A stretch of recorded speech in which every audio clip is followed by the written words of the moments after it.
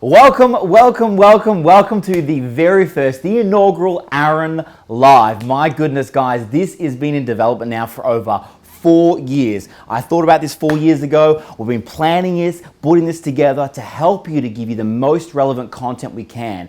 And I'm so excited. Today is our very first episode, the very first show of Erin Live. So this is exciting, guys. Our goal with this show, Erin Live, is to help you to live by design and not live by default. So let's get into the very first show, the very first episode of Erin Live.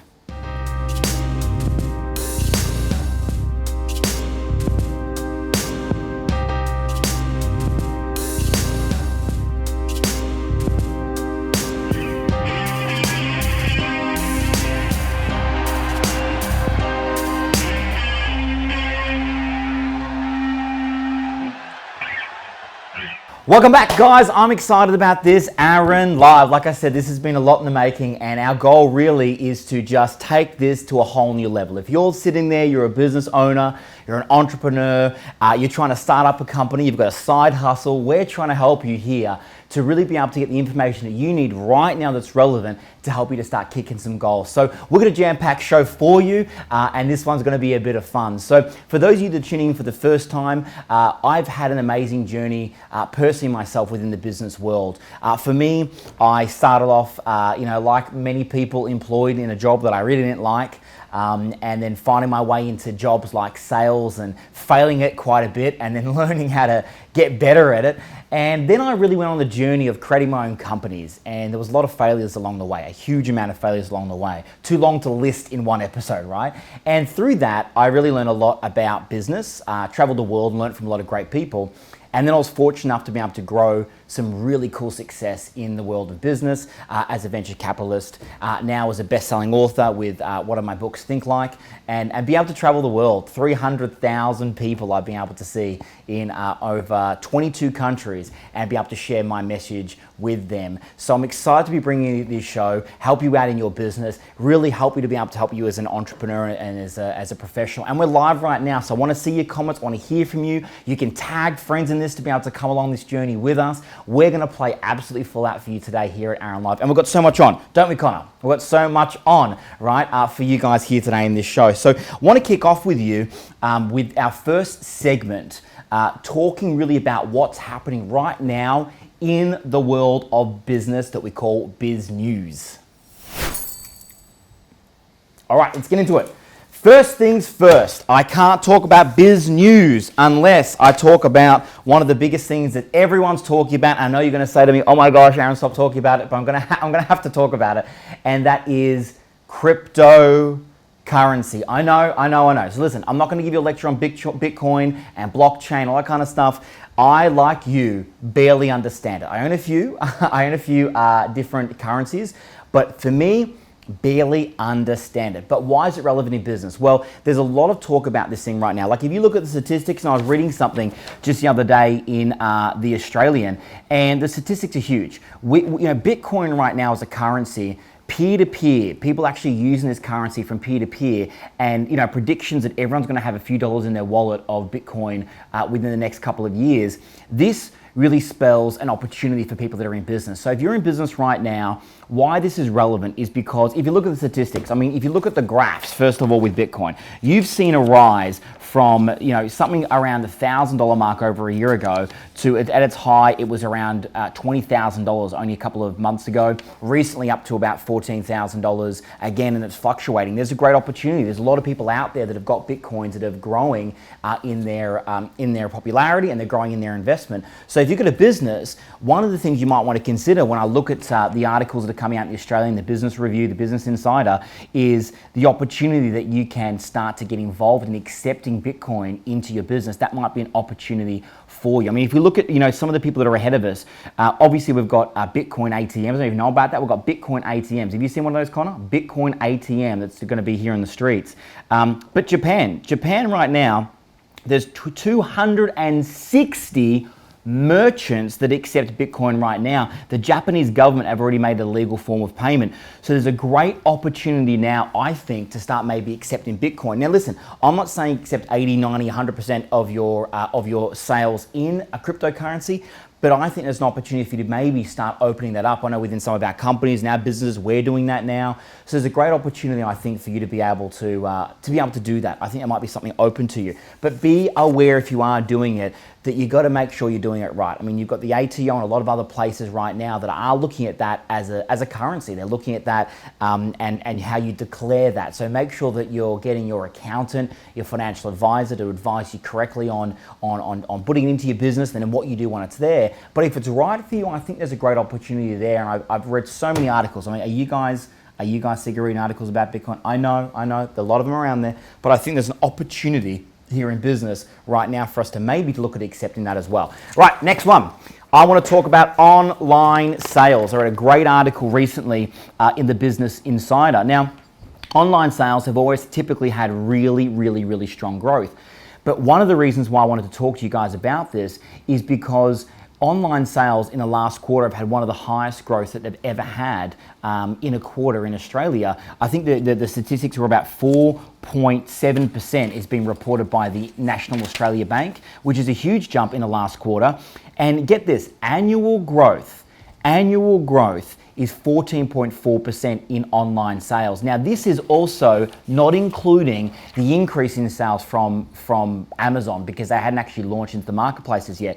So if you do have a business that's selling online, that's an e-commerce store, there's a great amount of information out there about what sectors are increasing right now where you can jump on that bandwagon. But realistically right now, either A, you should be selling things online, a part of your products and services you can offer, and B, if you already are, maybe it's an opportunity for you to go that little step further and find ways to be able to reach more of a market, since there is a big growth in the market right now. People that want to be involved in buying things online, it's simpler, it's easier, and the research is showing it. The NAB research is showing it as well. So right now, my advice would be to look at how you can increase your e-commerce, how you can look at increasing your store sales, how you can look at more products and services that might be available for you to be able to sell online. But definitely have a look at it because there's been a huge increase, and it was definitely something that got my attention in the last month. Finally, in the biz news, how can you speak about the business news without speaking about one of our heroes in business? And we've just been speaking about his company, Jeff Bezos, right? Jeff Bezos, which is actually a guy I featured in my book recently within Think Like. I featured Jeff in there because Jeff is just an absolute rock star. But listen, the guy made $8.23 billion in one day recently. Pretty good, right? So I read some really cool stuff about him again in the Business Insider, and these guys are great. They'll talk to you about what he does in his day. Get this, right? I don't know if it's for me, right? Because I like my alarm clock. The guy goes to bed and wakes up naturally in the morning. Can you imagine how good that would be? Waking up, no alarm clock. I'm just going to wake up when I wake up, right? Still does the dishes, still, dedicates a lot of his time to not being in work. Look, I mean, that's probably great for him now. He's got the ability to be able to do that. But one of the reasons why I like looking at people like Jeff, and I thought was a great news story, is that if you look at what he's done, there's clues to success right there. Now, I'm not saying we have to act like Jeff, right? We're not all worth $120 odd billion. He's now the richest man in history, right? In history, we can learn something from that. But we can definitely look at the footprints of success as well, being away from the business, making sure that he's resting, the contributions that he's doing now. There is talk in another recent article I read that really he could actually be changing the philanthropic game forever. Like, we thought Bill Gates was giving a lot of money. He's really looking for short-term impact. As recently, he actually tweeted recently that he was looking for short-term impact. I'll actually go through this with you guys. His tweet, he said that, here, I'll read it to you. This tweet, he says, this is recently tweeted out by Jeff, actually just last year, he tweeted this out. He says, I'm looking for ideas about philanthropic strategy that is opposite of how I'm mostly spending my time, right? He actually said that, he's spending a lot of his time now on longer term stuff like Blue Origin, Amazon, Washington Post, the three of his major investments. And he asked his audience of almost 300,000 followers on Twitter on what they think short term he could do around philanthropy. I think it's a great idea. So even though you might not be a $128 billion mogul, what can you do to maybe look at how you can open up the charitable ways within yourself? You can give money to an organization, you can volunteer some of your time as well. And by the way, guys, I really want you guys to leave your comments on this and what you think about Jeff and the news stories we're given so far, because there's going to be some time at the end of today to do live questions with me on Aaron's advice as well. So make sure you guys give me your input on this. So some great stuff about him. Spending a lot of time with his wife, obviously, which is a great thing for him. Investor meetings, he only spends about 6 hours a year with Amazon investors, with a Goliath of a company that he has. So I love this story. Listen, I love to learn from people that have been successful, because success to me, it leaves clues. Success to me, it leaves clues. Would you agree, Connor? It leaves clues. You've got to have a look at this as well. So I love that. So when I looked at the world of business this month and I picked out a couple of things I wanted to share with you guys, one of the things that I came across, and one of the things I want to speak to you guys about, is a company that I came across that are absolutely crushing it. Absolutely crushing it. So this section, right, this segment we're going to call Crush It, right? Now, Crush It is where I find a company around the world that are absolutely kicking butt. Now, I couldn't have gone past these guys. These guys were front page of the Fin Review recently. And if you haven't heard of these guys, you need to write this down. Canva, canva.com. These guys, listen to me. First of all, I love these guys because they were born here. Melanie, who was studying in WA, she was actually studying design, and she was using Photoshop and InDesign, and Connor, you'll know all about using those programs. And she said that's so hectic. She's like, these things don't work very well. What can I do? And she created Canva with some of her co-founders over in WA. Now, Canva's only been launched, right, for 1,600 days. Canva allows you online to be able to build your own graphics and some amazing online tools for you to be able to really create stuff without having to use Photoshop and all those kind of programs that some of the top designers use. Now listen to me, this has been running for 1,600 days and it's got 10 million users. This thing was valued, Canva was valued in 2013 at $8 million, and in 2018, 1,600 days later, with recent investment, it's worth $1.28 billion. It is our newest unicorn, as they're calling it in the Fin Review. So these guys absolutely get my crushing award, because 34 million designs a month. 34 million designs a month. These guys are backed by some of the biggest guys in Hollywood. Lars, who is one of the founders of Google Maps, he's backing these guys. I think Woody Harrelson's backing these guys. Owen Wilson. What's up with all celebrities getting involved in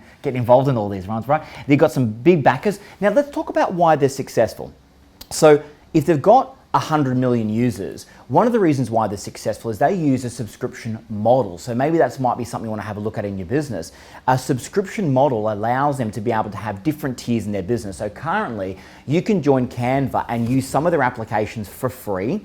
Then the next model is about $12.95 to get more access. And then the next model is enterprise versions as well. So think about that for your business. I mean, in 1,600 days, in a few years, in 4 or 5 years, to grow to $1.8 billion, there might be something in there. And on the free model, I love it that it's only $1 for images when you guys are actually creating things online. So I love what they've done. I love what Canva have done. These guys have done really well in building their company in only 1,600 days that they've been doing this thing. Great team around the world. And these guys, $1.28 billion. These guys get my absolute crushing it. Oh, Connor, give me that one again. Crushing it award. These guys are going to give my crushing award because they are that good at what they do. So I'm going to send them it, crushing it award. I'm going to give them an award. And I'm going to crush it, and I'm going to send it out in the mail to you, just to emphasize how well they're doing, right?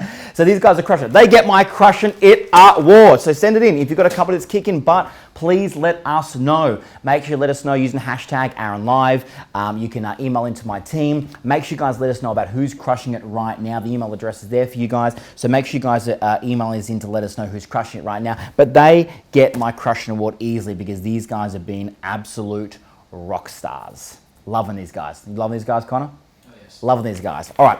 Excellent.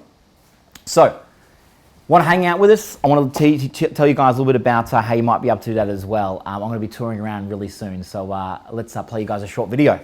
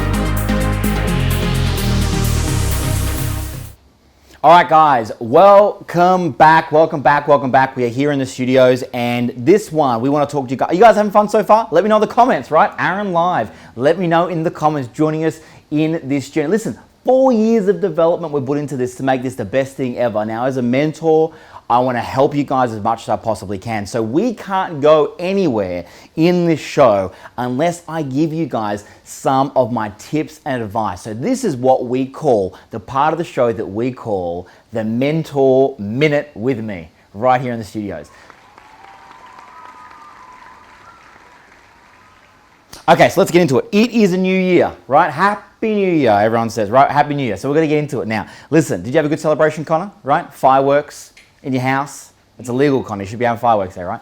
So I'm excited about this one now. So the Mentor Minute, what's the Mentor Minute all about? The Mentor Minute is where I'm going to give you guys some things that you can do to be able to build yourself personally and professionally, but to be successful in this crazy year we've got ahead of us, right? 2018. So here's what I want you guys to focus on. How do we own your year? So my Mentor Minute, this episode, this show on Erin Live is focused on how you guys can own your year. So get a pen and paper ready, because I'm going to give you guys what you can do to own your year. And by the way, as I go, we're going to give a chance at the end of this show live for me to actually answer your questions in Erin's advice. So make sure you guys have got those questions ready as well. Throw them in the comments, put hashtag Erin's advice in the comments, and you're going to be able to get me to answer those questions live as well. So let's get into it.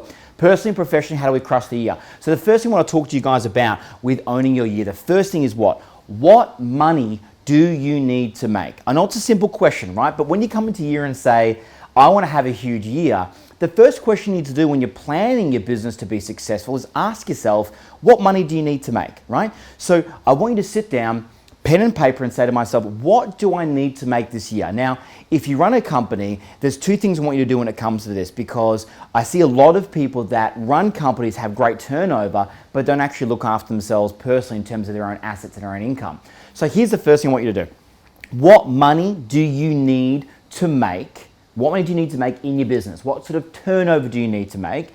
And then working out what kind of net revenue you need to make, so what kind of net profit. So net is after expenses. So revenue coming in, or your expenses coming in, what's left over before you pay your taxes, right?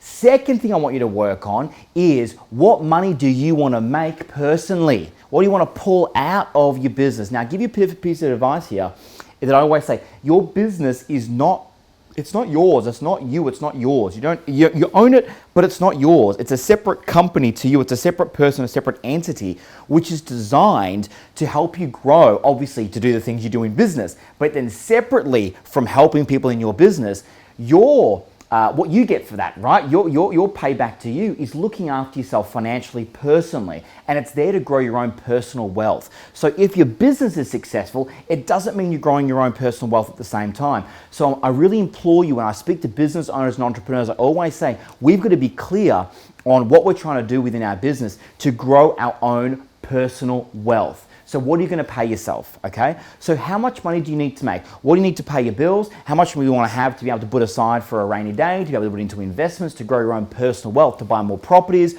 or whatever your strategy is going to be, or buy more cryptocurrency, whatever your strategy is going to be, right? So 2 things I want you to do so far. Work out how much money do you need to make in your business, how much gross money, and then and your profit, your net profit, which we're going to talk about in a second. Second thing is, how much do you want to take home? Okay, how much do you want to take home, and how much do you need to take home? Because if we don't start with this, then how do we actually plan anything else, right? There's no point in saying, well, what do I want to spend on marketing, and what kind of marketing do I want to do, if we haven't worked out how much money we actually want to make right now. So hope that makes sense to you guys, and put it in the comments and the questions if that makes sense to you. Give me a yes, give me a hell yes if that makes sense. Second thing we want to talk to you guys about is, what are your expenses, right? So listen to me. If you have an office expense, what's that going to cost you? If you've got a car allowance, what's that going to cost you? If you've got to travel for work, if you've got staff members, what does it cost you to actually run your business? What are your expenses? We've got to get clear on those, because if we've talked about what money you want to make, right? We've talked about how much money you want to have in your business. We've got to look at the revenue coming in, and then we've got to look at the expenses. So if you want to make this year work, you want to own your year, can I tell you something? one of the ways you own your year is by having clarity. Don't you feel better when you kind of know and you've got some clarity about where you're going? That's how you own your year. You don't get overwhelmed and say, oh my gosh, what am I going to do this year? There's so much on top of me. I want to know what money I need to make. I want to know what my expenses are going to be. So sit down, pen and paper, and write down what your expenses are going to be in your business. So make sure you guys get that in the comments. Tell me, give me a hell yes, got it, understand it. I know I'm talking about mathematics, but can I tell you something? One of the reasons my first business failed is because I just focused on the income. I didn't focus on the expenses, right? So I'm giving you guys this in my Mentor Minute. I'm giving you guys the gold that you need to really own your year. And I implore you to sit down and work out these first two things. All right, number three. Con, are they ready for number three? Are they ready for number three? All right, let's get into number three. Good. Number three, write this down. Who's your ideal client? Who is your ideal client, right? So what that means is that you can't just say, well, hang on, my ideal client is anyone that wants to give me money. That doesn't work that way. Your ideal client is the person that you believe is right for your business. Maybe it's the person that is the best customer for you. Maybe it's the person that gels with your message in the company personally or professionally. Who is your ideal client? So when you look at this, you want to actually do some analysis. One of the things I love to do over the Christmas break, besides hanging out with my family, is actually analyze across all of our companies and see what's working really well. See who is our ideal client. Are they male or are they female? Are they 30 or are they 40? Are they between 55 and 65? Do they live in this state or this country? Like, who is your ideal client? Now remember, these are all building blocks. So the first thing I said to you is about how much money do you need, how much money you want to earn. I've said to you, what are your expenses? Then the third thing is, who's your ideal client? Now, why we're talking about this is because in a moment, I'm going to talk about marketing, right? Because my fourth step after this is marketing. It's how do you find them? How do you find them? But if we go back a step to number three, you've got to know your ideal client first. Does that make sense? Because if you're trying to do your Facebook ads and you're promoting to the wrong audience, there's a reason why they're not going to be reacting to the way you're going to be speaking. Think about it. If you go and you put an online ad and the vernacular, the words that you're using, the graphics that you're using of a couple that are retired, but you're looking for people that are maybe newlyweds that have their first child, seldom are they probably going to be people that are in their 50s or 60s. So you've got a market that's not actually lining up with what your message actually is. Does that make sense to you guys? Let me know in the comments if that makes sense. Because you've got to know your ideal client. When you know your ideal client, we can move on to my step 4, which is how do we find them? Like, this is marketing, isn't it? Marketing and branding. How do we find our ideal client? What do we do to go out there and actually find these people? Where are they hiding? You know, if your ideal client is somebody that is a newlywed, like we just talked about for a second ago, where do they hang out? Or if they're engaged, right? If you sell products for people that are actually going to get married, where do they hang out? Where can we find more of those? Or if your product is about people that are really focused on their superannuation, well, when do they start caring about super? I mean, I didn't really care about my super when I was in my 20s. I don't think do you care about super yet, Connor? I still don't know what super is. He doesn't. So Connor's our creative director is in his 20s and he still doesn't know what super is. So why would you market to Connor, right? Because 20s don't care about super, right? So who is your ideal client? Where do you find them? So if your ideal client in super is someone that's 35, 45, that's who you're focusing on. That's your ideal client. Question is, where do they hang out? Make sense? Good, write it down. Let me know in the comments, by the way, guys. This is live. I want to make sure you guys are interacting with me. This is the best part about having Erin live. And every month, I'm going to bring you guys this. If you guys are loving it, let us know in the comments. And remember, we've still got more of the show to go. So tag your friends right now. Share this on your page. Get people to jump on with us right now. And let's have some fun together. Making sure, my number one goal of the show, guys, is making sure that you guys get to live by design and not by default, which means actually choose where you want to be, not just wake up and go, I'm going to do this thing today because that's what presented itself to me. Design where you want to go in life. All right, let's get into the next one. Next step for you guys is, what do you need to learn? This is really important, guys. What do you need to learn? So if you look at your business and you look at what's critical for you this year, whether you're a leader and you're moving into a role where you need to be able to manage more people, right? Well, if you're not a great leader or you're not a great manager, we've got to work out what you need to learn so that you can actually, which might be leadership, for example, so you can lead your team, you can manage your team properly, right? So if that's something you mark down as saying, you know what, for me to be successful, I've got to learn time management. For me to be successful, I've got to learn my marketing skills. For me to be successful, I've got to get better at influencing, persuading people. I want you to write a list of things you need to learn. Can I tell you something? On my journey now, I cannot remember how much money I've spent on my own personal development, from books to courses courses, to mastermind groups, to private mentoring, to seminars, to boot camps, you name it, I've done it because I wanted to learn as much as I could about myself and how I can improve myself. And every year, I write down the things that I want to learn that year, what I want to get better at. You know, whether it's personally, I want to work on myself as a father or as a spouse, or whether it be in business, as a leader or as an influencer. I'm always looking for things. So for you to have what you want this year, when we're talking about owning your year, right? What do you need to learn? And then who can you learn that from? What do you need to learn? And then who can you learn that from? And for me, my advice on who you can learn from is who do you connect with? Who do you gel with? Who makes you excited? Who inspires you? Who do you just get? That's the person that you want to learn from when you work out what it is that you need to know. Does that make sense to you guys? Good. All right, next, I want to talk to you guys about how, this is important, it's my last one. Write this down. How do we measure your progress? This is important, and I'll tell you why. You'll launch your year pumped and excited with owning your year. I'm going to crush it. I've done everything Aaron said, and I've gone out there. But what can happen sometimes is that you don't achieve the results you want to, but because you're not measuring it, you're not creating a dashboard in your business, or you're not actually looking at the matrix or the metrics of what you're doing, because you're not looking at those things, you don't know where you're at. You don't know whether you need to celebrate and open a bottle of champagne, or you need to go, this person needs to be fired, I need to get a coach to help me with this thing, we need to rechange the whole thing, we need to rechange the products and services. So one of the things I want you to do this year is once you've built your 6 things, right? You've got to have a way of measuring how successful these things are. You've got to put in place ways that you can do it. Now listen, you could have a CRM system, right? A contact system online. You might have that gives you the information that you need. You might be able to sit down with your accountant and say, hey, I need to know these 3 things. Like with my accountants, my financial advisors, I always get 3 things every month. I get my profit and loss statements, my balance sheet, and my cash flow statements for all of my companies and investments in my VC firm. All of them, I want those 3 things. And I learned how to read those because I couldn't do it to begin with, right? They were like foreign words to me. But I learned because those are the 3 things that I knew I had to learn to know whether I have a problem in my business or whether I can celebrate my business, whether I need to tweak and change this. Because let me ask you a question.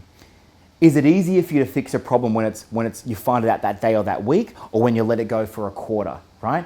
I think it's easier that day. So if you can work out the issue that you've got earlier by having some kind of tracking system, what that's going to allow you to do is be able to tweak and change as you go. Because can I tell you something? You have got to be absolutely set with what your goals are going to be. But you have to be flexible with your approach. You've got to be flexible with your approach. What that means is you might say, hey, I'm going to go home tonight. I'm going to buy my GPS, my home. You click to go there. You start driving down. There's roadworks. And what did your map tell you? So hang on a second. We thought this was the fastest way. But now if you click on this little line here, this one's 3 minutes faster. What do? Do you sit in traffic, or do you click on the 3-minute faster one, right? So for you, you've got to be absolutely set with what your goals are. But what I want you to do is I want you to make sure that you are flexible with your approach, because that's going to allow you to look at I'm going to get there, but how am I going to get there? Does that make sense? Here is my list for you guys. What money do you need to make? What are your expenses? Who is your ideal client? What do you need to know? What do you need to know how to find them? Where are they going to be hanging out? What do you need to learn? So what are you missing in the chunks that you need to know? And how do you measure your progress along the way? So I hope in my Mentor Minute that I've given you guys a few things to make sure that you own your year this year. Go and kick some butt in this year. It's going to be huge for you. But go implement these things now. Give me some feedback, put them in the comments, and let me know if you loved the Mentor Minute. Awesome. Love it, guys. Next thing I want to send you, I want you guys to let you guys know about is I'm going to be traveling around the country and I'm going to be hanging out with some pretty cool people. And so if you want to come and hang out with us and see what we're doing right around the country, I want you guys to come to the Entrepreneurs Summit. Let me tell you a little bit about that.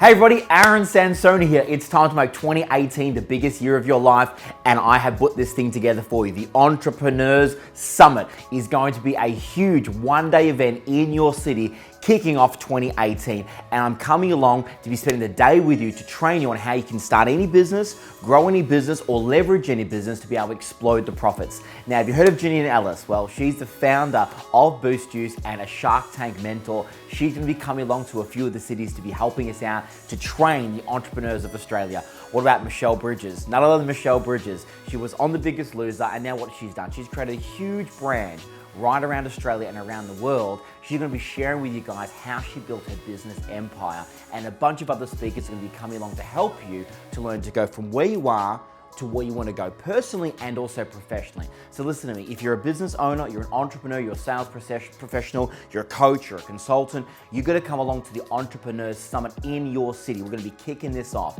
1-day events. February the 12th in Brisbane, February the 13th in Sydney, February the 14th in Melbourne, and February the 15th in Perth.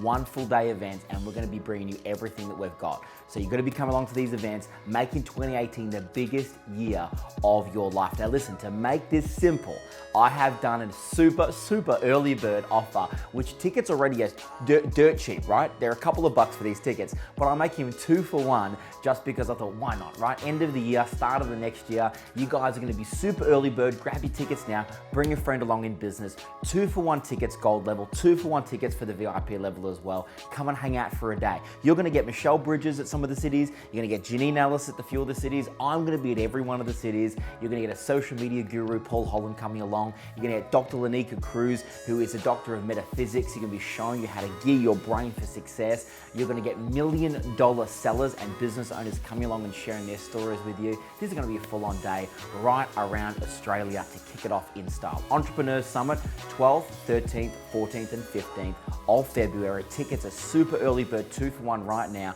to come and hang out with myself, Michelle Bridges, and Janine Ellis as well in your city. So check them out now, grab some tickets, bring your friend along, and I'll see you at Entrepreneurs Summit. Go. All right, welcome back. Erin live. I'm pumped. I love to hang out with you guys at the Entrepreneurs Summit. It is going to be absolutely huge, and I hope you guys took those notes down for the owning your year. But listen to me. The Entrepreneur Summit is going to be huge. We're going to get some really cool people down there. Janine Ellis, and of course Michelle Bridges, Dr. Lanika Cruz, and just helping people out really to really be able to again design what they want in their year and get them all the information that they can to do that. Whether it's their mindset, whether you guys want leads, whether you want to learn to improve your sales. We just want to be around people that actually just really care and give a shit about their life and are like wanting to change where they are right now in their circumstances. Come and hang out with us for the day. We only really do this maybe once a year if we can, the Entrepreneur Summit. So come and hang out with us, the Entrepreneur Summit. We've got 4 cities: Brisbane, Sydney, Melbourne, and Perth. Whoever in Perth as well? Yeah, we're going to be in Perth as well. So I'm excited to be hanging out with you guys now. So listen, having fun? Let us know in the comments. Tell me, right? Tell me, give me a yes. Give me some idea on how we're going while we're live here in the studios right now for our Erin Live. We're pumped about bringing you guys this show. I'm so excited about this. So this section is where I talk about where some things are going wrong right now. And I call this section, What the Fuck? Jackie Chan explains it to us perfectly. I love that. Can you play it again? Just one more time for me. Just one more time. That's just, I might ask for that later on, Connor. Just have that queued up, right? Right? So what the fuck? So every show I'm going to talk about something that right now I just don't get it, right? And I want to share with you what my what the fuck is for this show. And by the way, if you've got a what the fuck, please tell me, right? Send it in to us on social media. Send it into the studio. You can get us on studio@aaronsansoni.com. That's studio@aaronsansoni.com. Send us in the WTF. Send us in the business. Things are in the business news. We want your feedback. This show is about you. This is about co-creating this thing together. So I'm glad you guys are on this journey. So my what the fuck. Let me tell you what my what the fuck is all about this time. It's got to do with call centers. Call centers that are still following the same old strategies. Same old strategies, right? These guys that are buying data and they're calling people up, and the first thing they're doing, right? They feel like they're punching in the face, right? The first thing they're doing when they're calling is they're asking for something. Let me tell you something. This is my WTF. Please listen to me. If your business model is to either A, buy data, or B, speak to people you don't know, and the first thing you're going to do is call them and you're going to ask for something, you're going to ask them for the value before you give them anything, It's a business model that's not going to work. It's going to fail. It's not going to work. It doesn't work in the 21st century to have a business model where you're asking for something up front. People don't want that, right? Agree with me? Write in the comments. You don't want someone to call you and want something from you straight away. I can't remember the last time where I'm sure no one gets a phone call and like, hey, yeah, where'd you get my number from? No, I'm totally fine that you got my data from some dodgy website and you're calling me to ask me while I'm eating dinner to give $25 to your charity and I have no idea who you are and you want to speak at me for 12 minutes. Oh, I'm sure that's going to really work as part of your business plan, right? So you've got to change it up. That can't be what we're doing. WTF, guys, stop doing it. You can't just call people and say, hey, I want something. The new model is really simple. If you're going to engage people that don't know who you are, let me give you my advice. First of all, give them something up front for free. Give them value. Now, value doesn't have to be a physical gift or an item. Value can be you just speaking to them. Value can be a lovely comment. Value can be the reciprocity that happens when you give somebody a compliment. There's so many things that you can do to give value first. My strategy for you would be to give value, and then if they love that value, by the way, if they love the value, you're finding your ideal client, right? That makes sense. You give value. If they don't see it as value, then that's fine. You found something that's not right for your business. Then if they love it, you say, hey, I tell you what, I'll give you more value, and this time I'll ask for a couple of dollars. Is that a fair exchange? That's what should be happening now with call centers. My WTF this month has got to go to call centers that are buying data or using cold data, and the first thing that they're doing is they're just ask, Connor, when's the last time you got a phone call from someone that didn't have bought your data, you didn't know where it's coming from, and you're like, yeah, let's have a 45-minute conversation where I don't know who you are, I'm going to give you my credit card. Come on, stop doing it. WTF. WTF, guys, get with the times. Get with the times, right? Love it. Give me your WTF. You guys got a WTF for me? Give it to me. Send it to me in. You guys can use it on the hashtag Aaron Live, and we'll pick that up right across Instagram, on Facebook, on Twitter. We'll pick that up, or you can email your WTF into studio@aaronsansoni.com. Good. Love it. Next, I want to talk to you guys on the opposite side of the coin, and this isn't what the fuck. This is my segment on Aaron Live show that I call hashtag love it, right? Okay, so what am I loving recently? Okay, so this is brilliant, right? I love this because I saw this myself, right, when I was in America, but I didn't take a photo of it. So I was really annoyed I didn't. But recently, I had one of my students encounter this and send us a photo. So what am I talking about? So there's a company, Diamond Hotels and Resorts is what they're called. And when I stayed there a while back, one of my students stayed there recently. What happened was this. So I'll tell you about my story. I checked in and I was walking around the room, right? And I was checking in, put my bags down, kind of getting situated, working out where everything is, opening the doors, looking at the balcony, and I walk back in and catch the corner of my eye, right? Is this like a piece of paper under the bed. And so the first thing I did is I went, what? There's rubbish in my room. Hang on, they're not even cleaned it. Maybe the sheets aren't clean. Maybe, what's going on, right? Imagine the first thing you'd think, Connor, right? So I'm like, what's going on? So I hop down on my hands and knees. I go under the bed. I put my hand under and I pull out this note. Let me show you what this note is. This is a photo that was sent in by one of my students, the same thing. And it said, yes, we clean under here too. Don't you love that? Yes, we cleaned under here too. Now I read that and I was like, that's probably the greatest thing I've seen all year. So how amazing was that? They actually made me go onto the bed and check because I'm like, hang on a second, best thing ever. I called them up, I said, I love this. And I didn't take a photo of it. And one of my students actually sent this in to me as well. So thank you for that. That gets my hashtag love it. So listen, what can you do? How much does that money that cost? To print a piece of paper? How much money did that cost for them to do that? But by doing that, what they were able to do is engage with somebody and be able to leave a lasting memory that years later I'm still speaking about. I reckon I stayed at this place probably 4 or 5 years ago, one of their hotels, and I'm still speaking about it to this day, to you guys as well. Love that. Hashtag love it. That gets my love this for this episode. Excellent. Love it, guys. Hope you guys are having fun so far on Aaron Live, please let me know. Put your details in the comments and say, yes, I'm loving this. Give us your feedback. I'd love to hear about it because we want to bring you this every single month is what we want to do. We want to bring you something that's kind of cool, and I'd love to be able to continue this with you guys and be able to bring you some fun stuff, some engaging stuff, some entertainment, some education, and help you guys along your journey. That's what my goal is, to help you guys along this crazy thing called an entrepreneurial journey, the business journey. I know what it's like to be on that journey. If I can help you along the way, we can as well. So next one I want to talk to you guys about is what we call Aaron's top 10.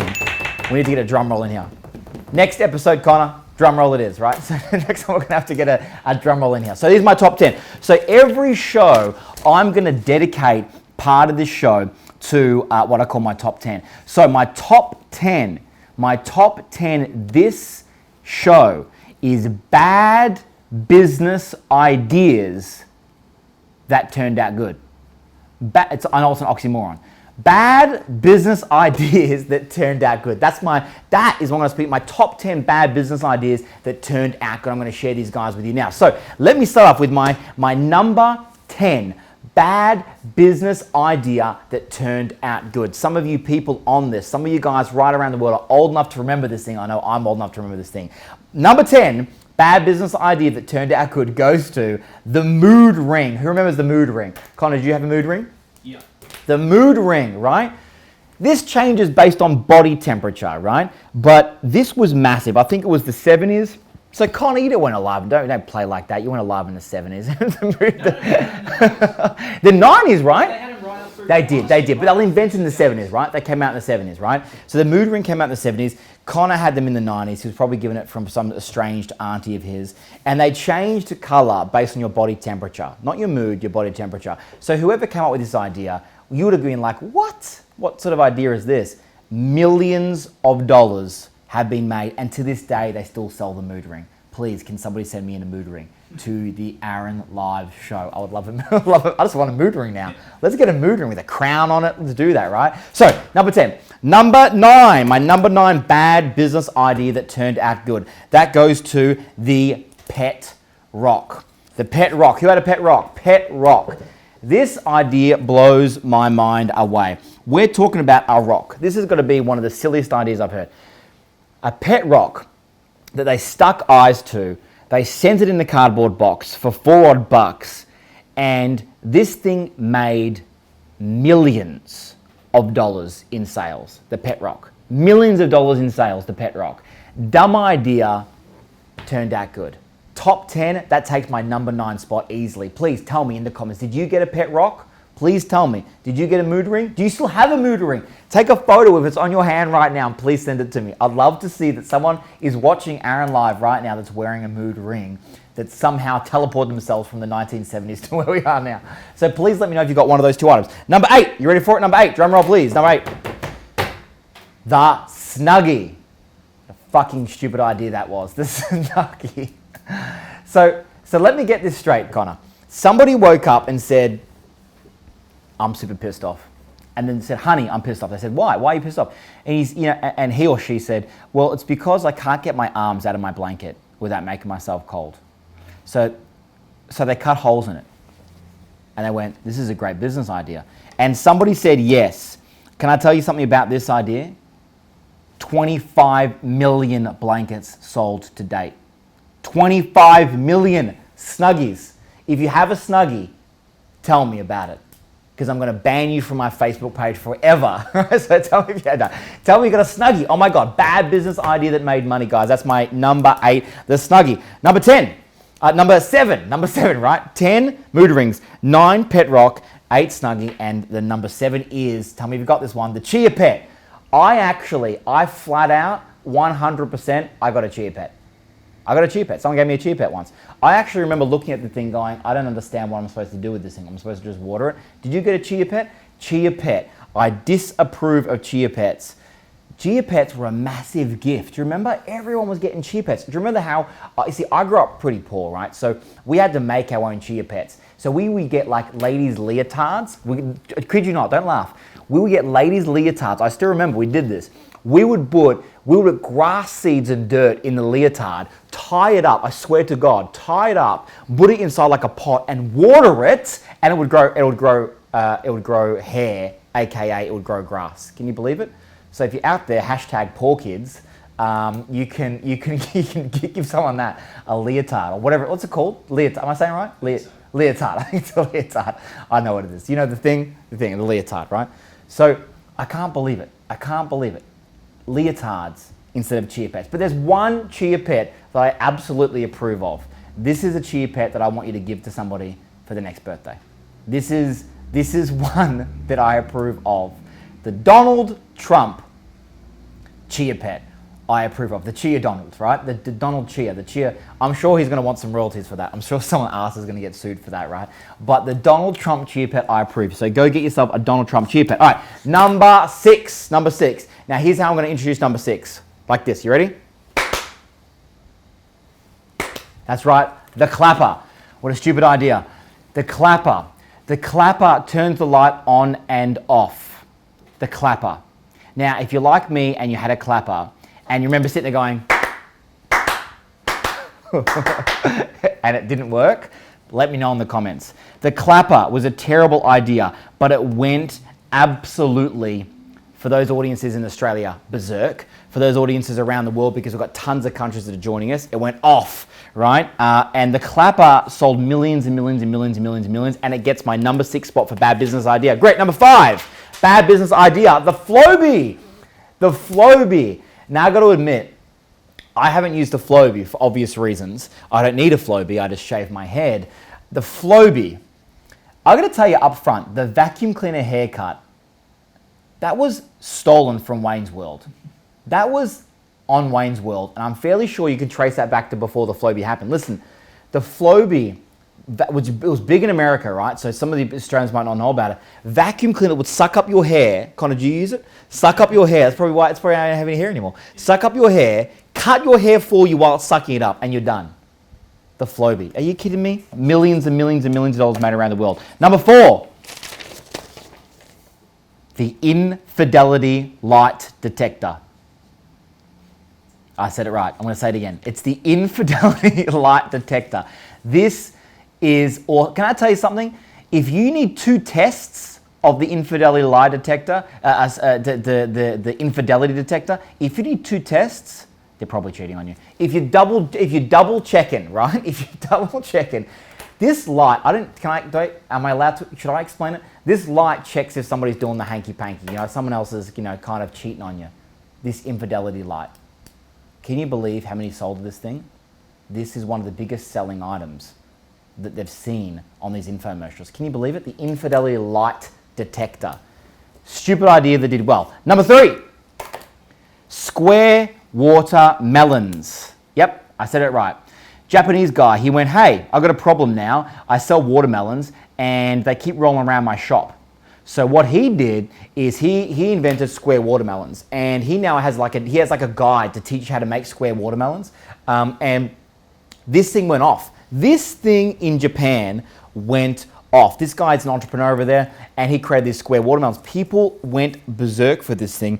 Merchants couldn't keep up with the sales of this. Square watermelons. Stupid idea, made a lot of money. Number 2, my next one is called the Wovit. That's with a W, the Wovit. Now this idea, having children myself, this idea blows my mind.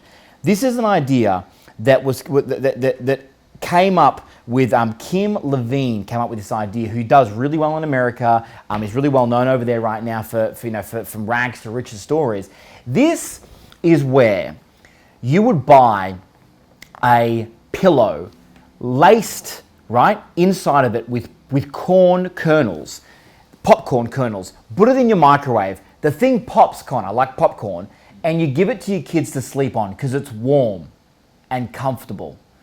So I don't understand that, because if I got that pillow, Connor, I would open it up and I'd eat that popcorn. Would you not open up in that popcorn? I don't understand. I don't think my child could sleep on a pillow that smelt like popcorn. They would wake up they'll be gnawing at the thing, right? The Wovit. This thing went bananas, right? Within 8 weeks of launching in 2002, this thing made $225,000 US of sales and now has done millions of dollars around the world. They'll love it. I can't believe it. All right, number one. Number one, drum roll please, drum roll please. My number one. Can we even show this photo? Oh my God. Swimwear for pets. Swimwear for pets. I can't even believe this one.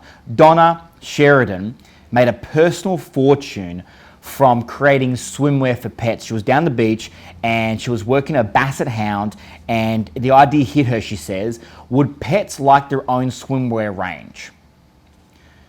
Then she said, what imbeciles would pay for it? Imbeciles, exactly.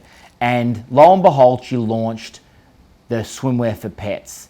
And thanks to her idea, she's from the UK, thanks to her idea, she's made £20 million selling swimwear. I have a dog, and my dog is never gonna get pet swimwear. Never gonna get pet swimwear. Are you with me, or do you have swimwear for your pets? Please let me know in the comments. Hashtag Aaron Live. Pet swimwear. Please let me know around the world. Love it. Excellent, guys. That is my top 10 that I'm looking at. And every time we do a show, I want to bring you something different from my top 10. That's my bad business ideas that made money. So what does that go to prove? You might have a bad business idea, but it might just make money, right? So you have to test and measure it, but you might have a bad business idea. So guys, listen, this time now, I want to throw it to you. And this is the part of the show that we call Aaron's advice. So if you've got questions for me, I would love to hear it. Aaron's advice. I can see tons and tons and tons of questions that have been asked right over the show right now, all across social media. So guys, if you're interacting with us on Facebook, on Instagram, on Twitter, on YouTube, through email, studio@aaronsansonia.com, you guys have been sending your questions in. Connor has already received a barrage of these questions as well. So I know you've got those as well. So Connor's going to get those for us as well, the questions that you've got. Connor, you're going to give those to me here. Go. Hashtag Aaron's advice. Go. From Jackie, she asks, what's the best time management process you use? This is a really good question. Yeah, time management. Great question, Jackie. Thank you for the question. Guys, and you still have time, 3 questions in. Connor might be able to grab a couple of those questions if you put a big smiley face in there. So Jackie, it's a really good question. Jackie, was it? Jackie? Yes, Jackie. Yeah, great question. So listen, time management, I've tried 1,000 things in my time, different time management, but can I tell you something? It's got to be the thing that works for you. So I went from having the full planner of everything I was supposed to be doing in front of me. I went from getting diaries designed for me. I went from having whiteboards all around me. I went through, but you know what works the best for me is I have a really clear to-do list of what I call my rocks, my absolute rocks, the things I need to get done that day. So those rocks, those critical things that I need to get done, I have those in front of me. I try and limit those to a few, limit those just to a couple of things I need to do and not get too carried away. And what I do with those things, I ask myself, what's critical in my day? What do I absolutely have to do in my day to be successful? And I don't, what I do is I don't allow myself to leave until they're done. So what that means, if you're writing down 25 things you need to do that day and you're finishing the day and you've done 3, and this is repeating itself every single day, Jackie, then you're not being successful because you're not managing your time properly, but you're also probably overloading yourself with the critical tasks. You think everything's critical. So my advice on time management is I'll tell you what I do, which is I got my critical list I've got to get through, my calls I've got to do, I've got the actual rocks that I have to get through that day, and that's how I do my time management. But the reality, the best time management system is the one that makes you organized. So my advice would be try as many as you can and find the one that rolls with you. Does that make sense? Find the one that just rolls with you, that makes sense to you, that you can work. Hope that makes sense to you, yeah? But that's what I do. I have a real simple system, what I need to do that day, that's my time management system. The other thing is I exit my emails. I actually close off my emails when I'm doing my actions in my emails. The other thing is I flag in my emails things I need to get back on. If I can action it there and then when I read that email, I action it, like I write yes, no, whatever I need to do. If I can't action it, I flag it, or if it's irrelevant, I just ignore it. Then I have parts of my day where I have like my flag time, where I go back over my flags and I go through my day. The last piece of advice I'll give you, Jackie, on that question is that what I love to do, I like to wake up early in the morning and exercise, but one of the things I like to do in the morning is I like to go through all of my emails and I like to get them clear before I walk into into my offices so that when I'm there, I can be present for my team. So if you've got a team, it's critical that you're there and able to be present, not just, guys, I can't speak to you for an hour because I've got to get a ton of emails to do. So that's what I do. Some of the things that I do, I hope that helps. But I just want you to keep trying different systems, Jackie, until you find that one works for you. Good, love it. Next. We got from Craig. He asks, we advertise a lot online, Facebook mostly, but don't get traction. How long would you give until we stop or reduce spending? So Facebook, a lot of marketing online, don't get a lot of traction. And how long would I give until they stop spending or decrease their spending? Stop or reduce. Stop or reduce spending. Okay, so first of all, if you're spending money on Facebook advertising,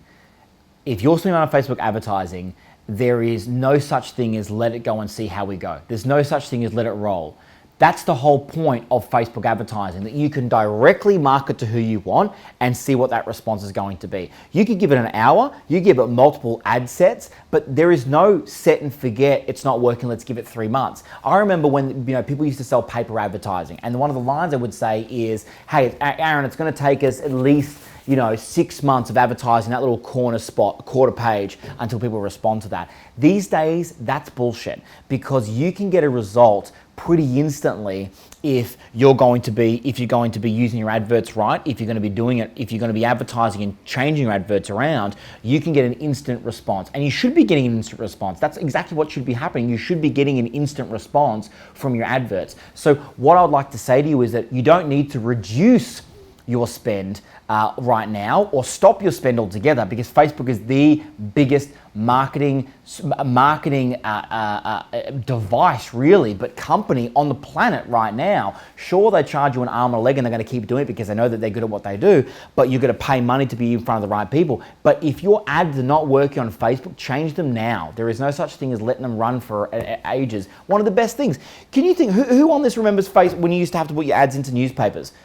What if you could say to somebody, hey, it's in the community newspaper, but just wanted to let you know it's been there for a week. It's been there for a day or two of the week. Did you want to change the headline? You could even do that back then. You couldn't change the headline once it was already published. It was out there. It was a physical thing. Now you can do that. Change headlines, change text, change images, change links, change the landing page it's going to, change the offer. So what I'd say to you is do not let it run, but do not stop it. Tweak and change it and get someone that knows what they're doing as well. But it's a great question. Excellent. Love it. Got another one? We got one more. One more. Who's been selected? Who's the lucky last? Christopher. Lucky Christopher. And don't forget, guys, make sure you guys are sending your questions in, right? This is great. # Aaron's Advice on Instagram or on Facebook. Yeah. Or the email. Or email studio@aaronsansoni.com. That's where we got Christopher from. He says, I have 3 businesses. Money is not the issue, it's time. Money's not the issue, it's time. I feel like I lack a real why I'm doing it. Please help. 3 businesses, money's not the problem. I lack time, but I lack time and I lack my why, right? A real why he's doing it. Please help. # Aaron Advice. Love it. Please help. I love it. Okay, good. So here's what I would say. I would say, Christopher, was it? Yes. Christopher, you are absolutely not by yourself on this. A lot of people go through it. I remember I went through a similar journey when I went from desperate and I got out of that situation into where I could make more decisions and more choices. And by doing that, what it enabled me to do was it put me in a different frame of mind, because I was no longer worried about the daily bills and whatever. And I had to then find my why, or what I now call my obligation, which is, if you've ever hung out with me, you've come to, one of my events, or you've come to a boot camp, you will hear me talk a lot about this little thing here, which says obligation on it. So for me, it took me a long time to find out what my obligation is. What does it mean for me to be alive and to be doing this? And one of the things for me, Christopher, is I love helping people. That's the reason why we built the studio. That's the reason why we're doing this for you, is because we want to give, we want to help you to be successful. So finding out what your why is a journey that you need to start discovering for yourself. It's a journey of what makes you feel the most alive. It's a journey for what is it that you really want. For me, contributing, like you know, my foundation, for example, you know, and the Aaron Sansoni Foundation that we've got, you know, having that foundation, if you guys want to check that out, it's aaronsansonifoundation.org. You know, great organization. You guys can donate there as well. You know, we've got a goal there of feeding 250,000 Australians that are homeless this financial year, and we're on track to do that. That gives me drive, that gives me meaning, you know. So I think for you, you've got to find in your life, what is it that you want as your next step? What's the thing that's going to make you feel more alive? Who can you pay it forward to? Who can you help more? And what is it that you want as a legacy? You know, the big L word, not love, but legacy. What do you want as your legacy? You know, what do you want to be remembered for? You know, who do you want to be? I think these are important questions to start asking yourself. But know that you need to be around people that are going to understand that, but also going to push you on your journey. And I say that because I've seen a lot of people that have got to that point and they've just very quickly decelerated down and gone on a decline because they've got too comfortable, to be completely honest, for Christopher. They've got too comfortable. And I think you've always got to be challenged. Can I tell you something? I work harder today than I've ever done, even when I needed to work hard, because I'm driven by my deeper why. So what drives you? What makes you feel the best? How do you feel the most alive? What's your legacy going to be? Great question, Christopher, and I would start there. Thank you for your questions, guys. Excellent. Make sure you guys send them in, commenting below. And if those answers helped you, I'd love to let me know if that helped you guys as well. Please make sure you're sending some of those questions in. Make sure you're sharing it and let everybody know as well. So guys, I hope that you have loved hanging out with us here in the studios for our inaugural Aaron Live. How did we do, Connor? We enjoy the Aaron Live. He's giving me double thumbs up. So I hope you guys are enjoying this. This is a journey that we made for you, and we really wanted to make sure that you guys got the best you could to be able to be successful in your lives personally and professionally. So thanks for joining us for our inaugural show of Aaron Live. If you love this, like it, share it, put the comments in, and we'll be seeing you next month for this. So I'm going to leave you with this one thing I will always say to you.